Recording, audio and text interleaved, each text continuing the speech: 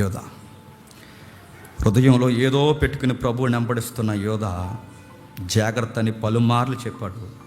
ఈరోజు హృదయంలో పెట్టుకుని మనం వెంబడిస్తా అని చెప్తున్నాడు.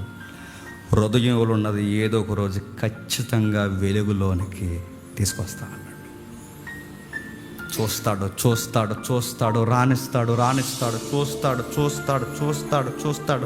ఆ కొరింథీ పత్రిక 4:5 అన్నాడు, హృదయంలో ఉన్నది ఖచ్చితంగా ఒక రోజు వెలుగులోనికి తెచ్చేస్తాడు. ఆ రోజు నెత్తు నోరు కొట్టుకుంటావు, ఆ రోజు గుండెలు బాదుకుంటావు, ఆ రోజు ఎంతకిలా దేవుళ్ళో ఉండి కూడా నేను ఎలా ప్రవర్తించిన రోజు ఏడుస్తావు.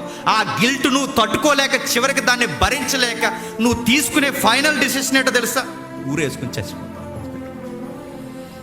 సమాధానం చెప్పలేవు, మనస్సాక్షికి చెప్పలేవు, దేవుడికి చెప్పలేవు.